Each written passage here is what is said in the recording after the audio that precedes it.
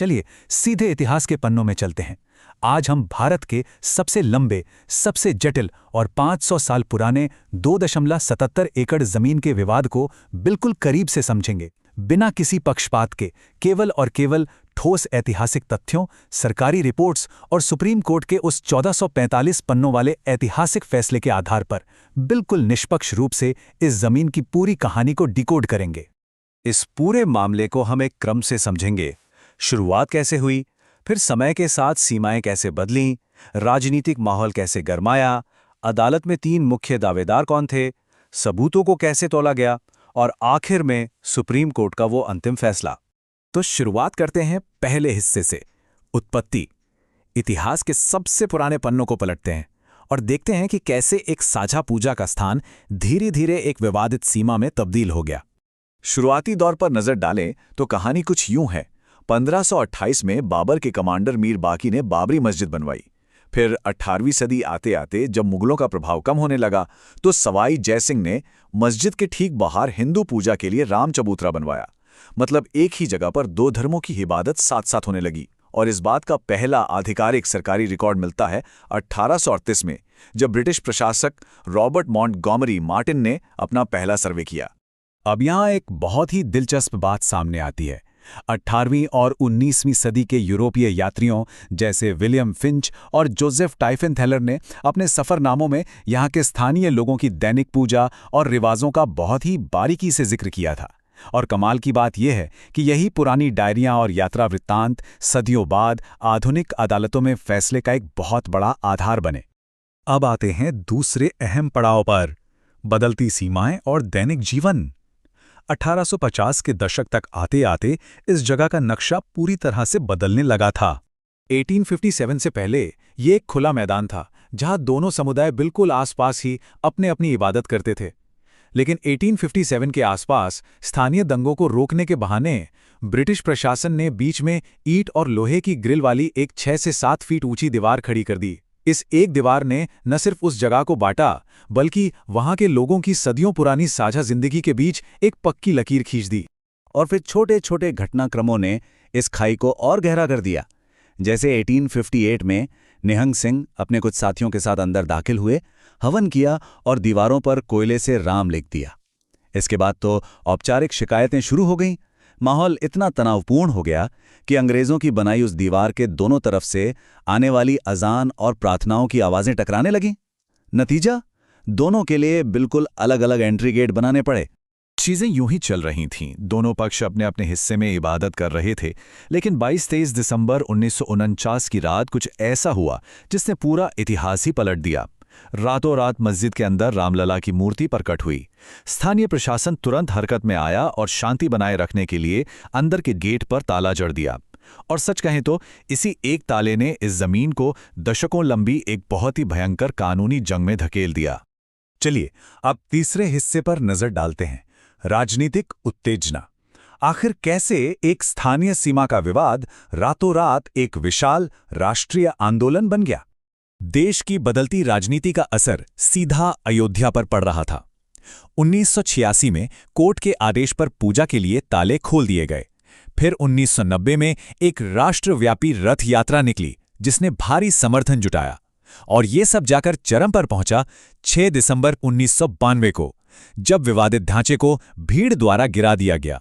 इस घटना ने पूरे देश को हिला दिया। हालात इतने बेकाबू हुए कि 1993 में केंद्र सरकार को मजबूरन आसपास की 67.7 एकड़ जमीन का अधिग्रहण करना पड़ा। 1992 की उस घटना का मानवीय नुकसान बहुत बड़ा था। पूरे देश में हुए दंगों में 2000 से ज्यादा जानें गईं और आम इंसान की जिंदगी जैसे ठहर सी गई।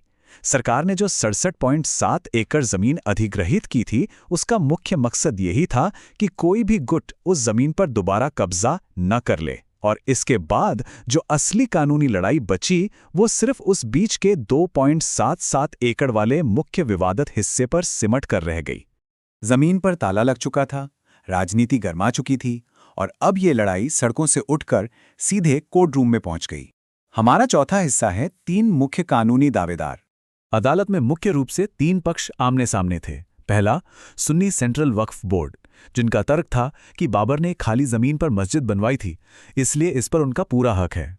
दूसरा पक्ष था निर्मोही अखाड़ा, जो राम चबूतरे के पारंपरिक पुजारी और प्रबंधक होने के नाते अपने ऐतिहासिक अधिकारों का दावा कर रहा था। और तीसरा, जो सबसे अनोखा था, वो थे स्वयं रामलला विराजमान। अब यहाँ भारतीय कानून का एक बहुत ही दिलचस्प पहलू समझना जरूरी है, जिसे जुरिडिकल एंटिटी या विधिक व्यक्ति कहते हैं। इसके तहत एक देवता को कानूनी रूप से एक व्यक्ति माना जा सकता है, जो अपनी संपत्ति बचाने के लिए किसी इंसान के जरिए केस लड़ सकता है। बिल्कुल, आपने सही सुना। इसी नियम के तहत 1989 में रामलला खुद इस मामले में मुख्यवादी बन गए, जिसने केस की पूरी दिशा ही बदल दी। यहां से हम पहुंचते हैं 5वें भाग पर, साक्ष्यों का मूल्यांकन। जरा सोचिए, कोई भी आधुनिक अदालत 500 साल पुराने दावों को कैसे परखेगी? इसके लिए पुराने ऐतिहासिक दस्तावेजों और आज की आधुनिक विज्ञान तकनीक को मिलाना बेहद जरूरी था। साल 2003 में भारतीय पुरातत्व सर्वेक्षण यानी ASI ने मैदान में कदम रखा। उन्होंने ग्राउंड पेनिट्रेटिंग रडार का इस्तेमाल किया और फिर कोर्ट की कड़ी निगरानी में पूरे 6 महीने तक खुदाई चली। ASI की रिपोर्ट में एक बड़ा खुलासा हुआ। मस्जिद के ठीक नीचे एक बहुत बड़ा गैर इस्लामी ढांचा मिला। मतलब जमीन खाली तो बिल्कुल नहीं थी। हाँ, रिपोर्ट में ये पक्के तौर पर नहीं कहा जा सका कि मस्जिद बनाने के लिए उस नीचे वाले ढांचे को जानबूझकर तोड़ा गया था या नहीं। तो अब सुप्रीम कोर्ट के सामने सबसे बड़ी पहेली यही थी कि वो आधुनिक ASI की रिपोर्ट 19वीं सदी की पुरानी डायरियों और सदियों से चली आ रही जटिल धार्मिक मान्यताओं के बीच तालमेल कैसे बिठाए। हजारों पन्नों के गवाह और सबूत। वाकई ये फैसला करना कतई आसान नहीं था। और अब हम आते हैं अपने आखिरी हिस्से पर, अंतिम फैसला। आइए डिकोड करते हैं कि 2019 के उस ऐतिहासिक फैसले के पीछे सुप्रीम कोर्ट का असली कानूनी तर्क क्या था। अदालत ने 4 बहुत ही ठोस पैमानों पर काम किया। पहला, नीचे के ढांचे के सबूत के लिए ASI रिपोर्ट को खंगाला। दूसरा, 18वीं और 19वीं शताब्दी के यात्रियों की डायरियों से पूजा के ऐतिहासिक सबूत तलाशें। तीसरा, एडवर्स पोजेशन का कानूनी नियम लागू किया। और चौथा, आस्था की जगह को लेकर गवाहों से कड़ी पूछताछ की गई, जिसमें साफ हुआ कि जन्मस्थान को लेकर लोगों के मन में कोई शक नहीं था। अभी एडवर्स पोजीशन क्या है? आसान भाषा में समझें तो अगर किसी संपत्ति का लंबे समय तक लगातार और बिना किसी रोक-टोक के इस्तेमाल किया जा रहा हो, तो उस पर मालिकाना हक का दावा मजबूत हो जाता है। कोर्ट ने गौर किया कि 1949 के बाद अंदर वाले हिस्से में तो नमाज रुक गई थी, लेकिन बाहर वाले हिस्से में स्थानीय हिंदू निवासियों की पूजा सदियों से बिना किसी रुकावट के लगातार जारी थी। और यही बात इस बड़े कानूनी पैमाने पर बिल्कुल खरी उतरी। अंतिम फैसले में अदालत ने एक बहुत ही संतुलन भरा कदम उठाया। पूरी 2.77 एकड़ की विवादित जमीन मुख्यवादी रामलला विराजमान को सौंप दी गई। वहीं सुन्नी सेंट्रल वक्फ बोर्ड को अयोध्या जिले के ही धन्नीपुर में 5 एकड़ की वैकल्पिक जगह दी गई। साथ ही मंदिर बनाने और उसका मैनेजमेंट देखने के लिए एक नया ट्रस्ट बनाने का आदेश हुआ। और हाँ, दशकों से लड़ रहे निर्मोही अखाड़े को भी इस ट्रस्ट में एक जगह दी गई। इस पूरे विश्लेषण के अंत में एक बहुत ही गहरा सवाल जहन में आता है।